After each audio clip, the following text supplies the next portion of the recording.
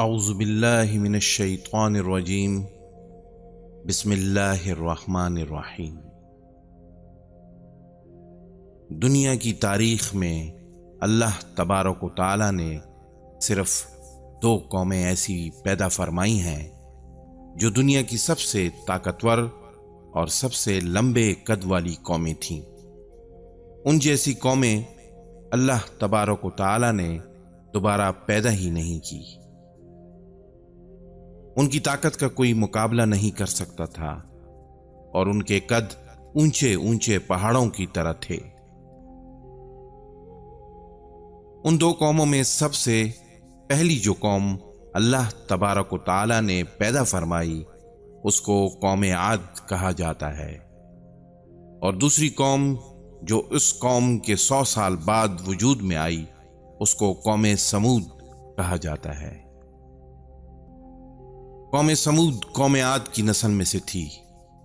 ان کے بعد اللہ تبارک و تعالی نے اس نسل کو ختم کر دیا اور دوبارہ ان جیسے انسان پیدا ہی نہیں کیے۔ آج کی اس ویڈیو میں ہم بات کریں گے قوم عاد کے بارے میں، جو دنیا کی سب سے پہلی طاقتور قوم تھی، جن کی طرف اللہ تبارک و تعالی نے اپنے پیارے پیغمبر حضرت ہود علیہ السلام کو بھیجا تھا۔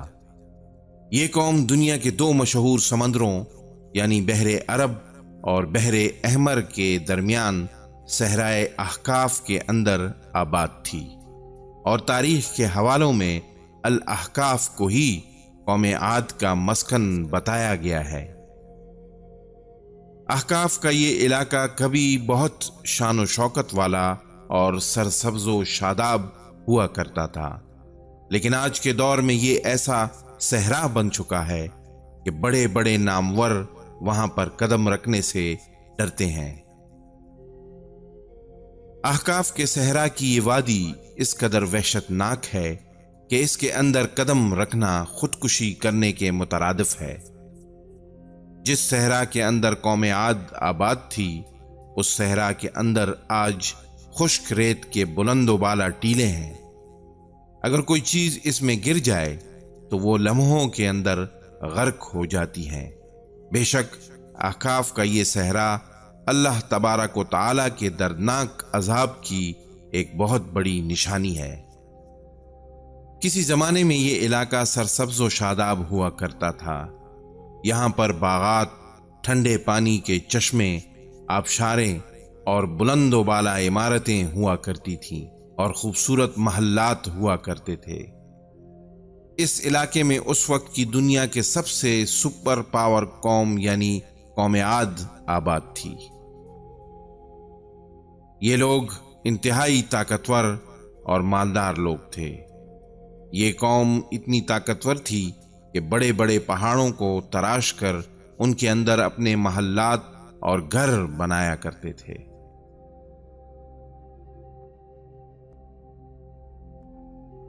تاریخ کی کتابوں میں ان کے قد 40 ہاتھ بتایا گیا ہے، اور ان کی اوسط عمر 9 سے 1000 سال تھی۔ ان جیسی قوم اللہ تبارک و تعالی نے دوبارہ پیدا ہی نہیں کی۔ یہ ایسی قوم تھی جن کو کوئی بھی بیماری نہیں لگتی تھی، اور نہ ہی یہ لوگ بوڑھے ہوتے، اور نہ ہی ان کے ہاتھ پاؤں کمزور ہوتے، اور نہ ہی ان کی نظر کمزور ہوتی۔ یہ 900 سے 1000 سال کی عمر میں ہمیشہ جوان اور تندرست رہتے۔ یہی وہ خوبی تھی جس وجہ سے یہ قوم بہت زیادہ پھیل گئی اور دنیا کی سپر پاور بن گئی۔ جس طرح کہ اللہ تبارک و تعالی قرآن پاک میں ارشاد فرماتا ہے کہ ان جیسی قوم اور ملکوں میں پیدا ہی نہیں کی گئی۔ حضرت ہود علیہ السلام کو یاد کرو جبکہ اس نے اپنی قوم کو احقاف میں ڈرایا۔ قوم عاد کے 13 قبیلے تھے۔ حضرت علامہ جلال الدین سیوطی رحمت اللہ علیہ فرماتے ہیں، اور قوم عاد ہی وہ قوم تھی جس نے طوفان نوح کے بعد سب سے پہلے بت پرستی شروع کی اور شرک کی بنیاد رکھی۔ بت پرستی میں پڑنے کے بعد اس قوم نے کفر و شرک اور ظلم کی حدیں پار کرنا شروع کر دیں۔ اس قوم نے اللہ تبارک و تعالی کی وحدانیت کو چھوڑ کر پتھروں کو اپنا خدا بنا لیا اور ان کی پوجا کرنے لگے۔ گمراہی، جہالت، بے حیائی، جھوٹ اور زنا جیسے گناہوں میں ڈوب گئے۔ اس قوم کے لوگ اتنے وحشتناک تھے کہ جب یہ لوگ کسی غیر عورت کو دیکھ لیتے تو اس کے ساتھ زنا کرتے، یہاں تک کہ اس کو ہلاک کر دیتے۔ انہی بدعملیوں کی وجہ سے اللہ تبارک و تعالی نے اپنے پیارے بندے حضرت ہود علیہ السلام کو اس قوم کی طرف پیغمبر بنا کر بھیجا، جس طرح کہ اللہ تبارک و تعالی قرآن پاک میں ارشاد فرماتا ہے، اور ہم نے قوم عاد کی طرف ان کے بھائی ہود علیہ السلام کو بھیجا۔ انہوں نے کہا کہ بھائیوں، اللہ تبارک و تعالی کی عبادت کرو، اس کے سوا کوئی معبود نہیں، کیا تم ڈرتے نہیں؟ جب حضرت ہود علیہ السلام نے اللہ تبارک و تعالی کا یہ پیغام قوم عاد کو پہنچایا اور ان کو برائی سے منع کیا، اس وقت قوم عاد کے سرداروں نے حضرت ہود علیہ السلام کا مذاق اڑانا شروع کر دیا اور حضرت ہود علیہ السلام سے کہنے لگے کہ تم ہمیں کم عقل نظر آتے ہو، ہم تمہیں جھوٹا خیال کرتے ہیں۔ چنانچہ حضرت ہود علیہ السلام اللہ تبارک و تعالی کے حکم کے مطابق مسلسل 50 سال تک اپنی قوم کو واعظ و نصیحت کرتے رہے اور ان کو برائیوں سے روکتے رہے اور اللہ تبارک و تعالی کی وحدانیت کی طرف بلاتے رہے، لیکن یہ بدبخت قوم جہالت سے باز نہ آئی اور جہالت کے اندر ایسی ڈوبی تھی کہ وہ اپنے پیغمبر کی باتوں پر کان نہ دھرتی تھی۔ لیکن حضرت ہود علیہ السلام نے اللہ تبارک و تعالی کے حکم کے مطابق اپنی واعظ و نصیحت کا کام جاری رکھا۔ قوم عاد کے 2 بڑے قبیلے تھے جن کا نام لقمان اور خلجان تھا۔ یہ 2 ایسے قبیلے تھے جن کے پاس پوری قوم کی سرداری اور حکمرانی تھی۔ جب حضرت ہود علیہ السلام مبعوث ہوئے تو لقمان قبیلے نے حضرت ہود علیہ السلام کی مخالفت کی، لیکن قبیلہ خلجان حضرت ہود علیہ السلام کی دعوت حق پر لبیک کہتے ہوئے ایمان لے آیا، اور اس طرح حضرت ہود علیہ السلام کی قوت میں اضافہ ہو گیا، اور جو لوگ حضرت ہود علیہ السلام کی جان کے دشمن بنے بیٹھے تھے وہ سب لوگ قبیلہ خلجان کے ایمان لانے کی وجہ سے حضرت ہود علیہ السلام سے دور ہو گئے۔ اس قبیلے کے علاوہ کوئی بھی ایسا قبیلہ نہ تھا جس نے حضرت ہود علیہ السلام کی دعوت پر ایمان لایا ہو، بلکہ وہ سب قوم حضرت ہود علیہ السلام کو جھوٹا کہتے تھے اور ان کا مذاق اڑاتے تھے، جس طرح کہ اللہ تبارک و تعالی قرآن پاک میں ارشاد فرماتا ہے، حضرت ہود علیہ السلام نے دعا کی کہ اے میرے پروردگار، انہوں نے مجھے جھوٹا کہا ہے پر تو میری مدد فرما۔ اللہ تبارک و تعالی نے اپنے نبی کی فریاد کے جواب میں ارشاد فرمایا، اے نبی علیہ السلام، یہ بہت جلد اپنے کیے پر پچھتائیں گے۔ حضرت ہود علیہ السلام کے بار بار سمجھانے کے باوجود جب یہ قوم ایمان نہ لائی اور اپنے گناہوں کے اندر اسی طرح مبتلا رہی اور بتوں کی پوجا کرتی رہی اور زناکاری کے اندر مبتلا رہی، تو اس وقت حضرت ہود علیہ السلام نے اللہ تبارک و تعالی کی بارگاہ میں دعا کی کہ اللہ تبارک و تعالی ان پر دردناک عذاب نازل فرمائیں، تو اللہ تعالیٰ نے اپنے نبی کی دعا قبول کرتے ہوئے قوم عاد پر دردناک عذاب کی ابتدا کر دی۔ چنانچہ اللہ تبارک و تعالیٰ نے بادل برسانے والے فرشتوں کو حکم دیا کہ وہ اب ان کی سرزمین پر بارش نہ برسائیں، اور چشموں کو چلانے والے فرشتوں کو حکم دیا کہ اس قوم کے ٹھنڈے میٹھے پانی کے چشموں کو اور آبشاروں کو خشک کر دیں۔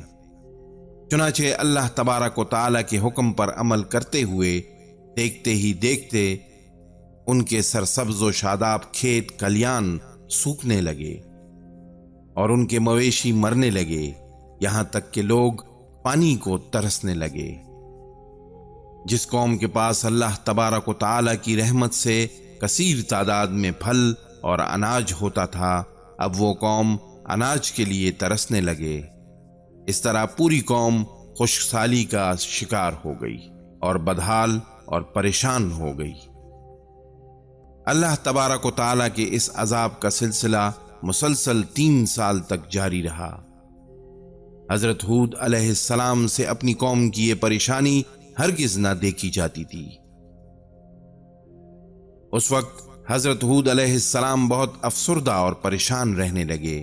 اپنی قوم کی یہ پریشانی دیکھ کر حضرت ہود علیہ السلام نے اپنی قوم کو ایک مرتبہ پھر سمجھانے کی کوشش کی، اور حضرت ہود علیہ السلام نے ارشاد فرمایا، اے میری قوم کے لوگو، تم اپنے پالنے والے سے بخشش مانگو، اس کے آگے توبہ اور استغفار کرو، وہ تم پر آسمان سے موسلادھار بارش برسائے گا اور تمہاری طاقت کے اندر مزید اضافہ کرے گا۔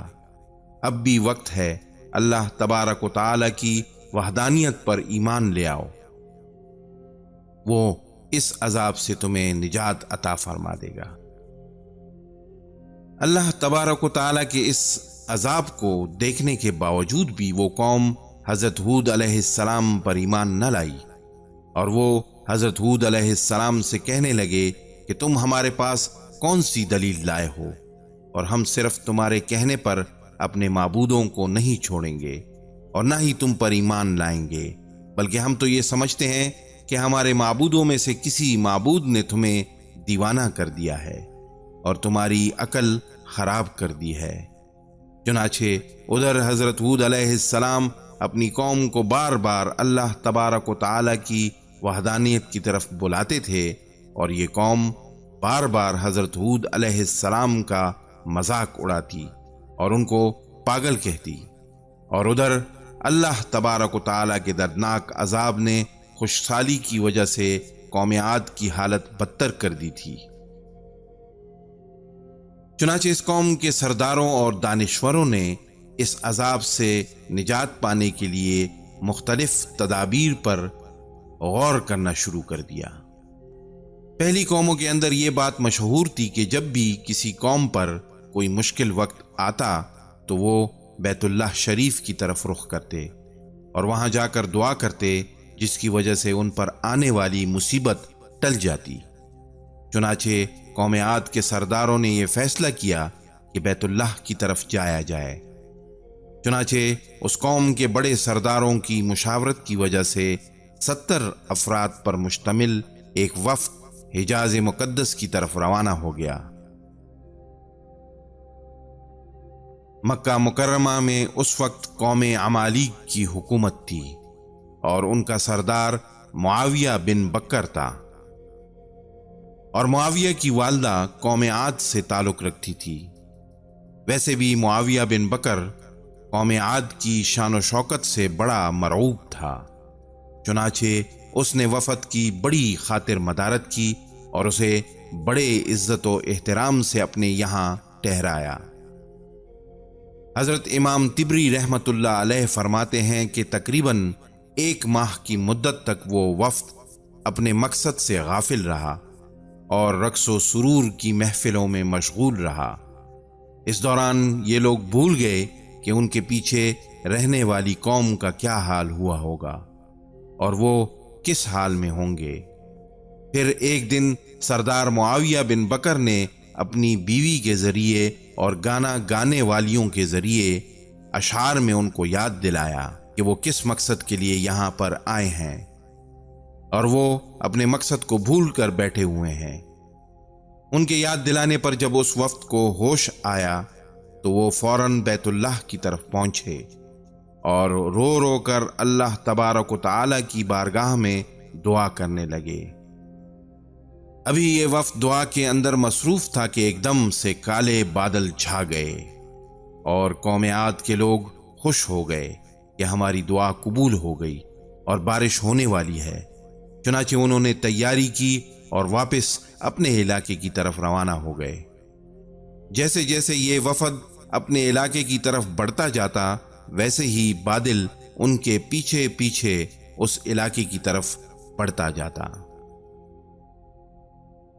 حضرت ہود علیہ السلام نے جب ان کالے بادلوں کو دیکھا تو حضرت ہود علیہ السلام سمجھ گئے کہ اللہ تبارک و تعالی کا وعدہ پورا ہونے والا ہے، اور وہ وقت آ گیا ہے کہ جب اس قوم پر اللہ تبارک و تعالی کا دردناک عذاب نازل ہونے والا ہے۔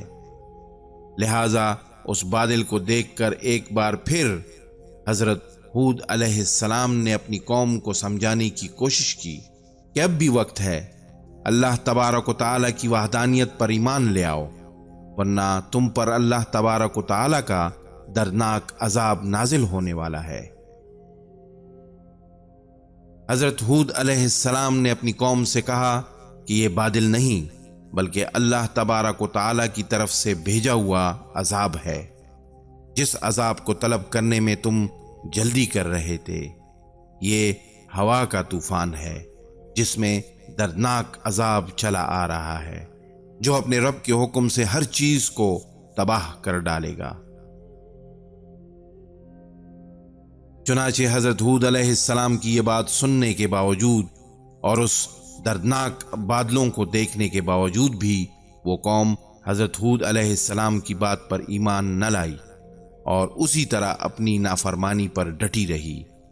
آخری بار سمجھانے کے باوجود بھی جب قوم عاد نے توبہ نہ کی تو حضرت ہود علیہ السلام اپنے ساتھیوں سمیت وہاں سے نکل گئے۔ جیسے ہی حضرت ہود علیہ السلام نے اس بستی سے باہر قدم رکھا تو اللہ تبارک و تعالی کی طرف سے بھیجے گئے وہ بادل مزید کالے ہو گئے اور طوفان شروع ہو گیا۔ اس طوفان کے اندر اللہ تبارک و تعالی کی طرف سے بھیجے گئے اتنی تیز اور دردناک ہوا تھی جس نے اس قوم کے بڑے بڑے لوگوں کو چیونٹیوں کی طرح اٹھا اٹھا کر پٹکنا شروع کر دیا، اور اس قوم کے نافرمان لوگ مرنا شروع ہو گئے۔ اللہ تبارک و تعالی کا یہ دردناک عذاب 7 راتوں اور 8 دنوں تک مسلسل جاری رہا۔ اللہ تبارک و تعالی کے اس دردناک طوفان نے قوم عاد کے نافرمانوں میں سے کسی کو نہیں چھوڑا۔ ان کے بڑے بڑے گھر، محلات اور قلعے سب کے سب فنا کر دیے، یہاں تک کہ احقاف کا سارا علاقہ ایک صحرا کے اندر تبدیل ہو گیا، اور ہر طرف چٹھیل میدان اور ریگستان ہی ریگستان باقی رہ گیا۔ اس طرح اللہ تبارک و تعالی نے اس قوم پر اپنا دردناک عذاب نازل فرمایا اور دنیا کی سب سے طاقتور قوم عاد کو صفائے ہستی سے مٹا دیا۔